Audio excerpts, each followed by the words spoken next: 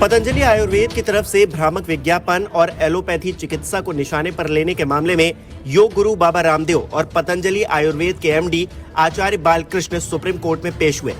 मामले की सुनवाई के दौरान सुप्रीम कोर्ट ने अपनी नाराजगी व्यक्त करते हुए कहा, अदालत के आदेशों को हल्के में नहीं लिया जा सकता। आपके खेद जताने के तरीके को हम मंजूर नहीं कर सकते। 21 नवंबर को अदालत के आदेश के बाद भी अगले दिन प्रेस कॉन्फ्रेंस की गई। सुप्रीम कोर्ट में सुनवाई चल रही थी और पतंजलि विज्ञापन छापे जा रहा था। आपको नवंबर में चेतावनी दी गई थी, इसके बावजूद आपने प्रेस कॉन्फ्रेंस की, इसलिए आप कार्रवाई के लिए तैयार रहिए। ये देश की सबसे बड़ी अदालत है, आपने एक्ट का उल्लंघन कैसे किया? इस पर रामदेव के वकील ने कहा कि भविष्य में ऐसा नहीं होगा, पहले जो गलती हो गई उसके लिए माफी मांगते हैं। सुनवाई के दौरान सुप्रीम कोर्ट ने सरकार को भी जमकर सुनाया। कोर्ट ने कहा कि कोविड का समय सबसे ज्यादा कठिन था, इस समय इलाज का दावा किया गया, इसको लेकर सरकार ने क्या किया है? कोर्ट ने केंद्र सरकार को कहा है कि केवल चेतावनी काफी नहीं थी, कानून के हिसाब से केंद्र ने कार्रवाई नहीं की है। हम हैरान हैं कि केंद्र ने अपनी आंखें मूंदे रखी। आपको ये भी बताना होगा कि राज्यों के खिलाफ कार्रवाई क्यों ना हो।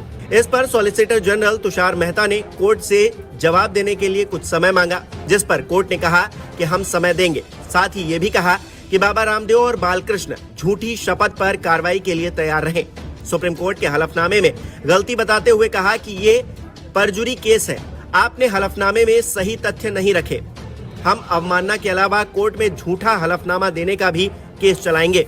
सुनवाई के दौरान जस्टिस हिमा कोहली ने कहा कि पहले जो हुआ उसके लिए आप क्या कहेंगे? आपको कोर्ट के दिए गए अंडरटेकिंग का पालन करना होगा। आपने हर बाधा तोड़ दी है।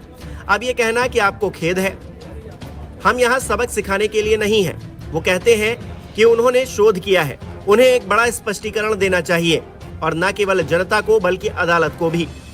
इस पर केंद्र की तरफ से सॉलिसिटर जनरल तुषार मेहता ने कहा कि जो कुछ हुआ वो नहीं होना चाहिए।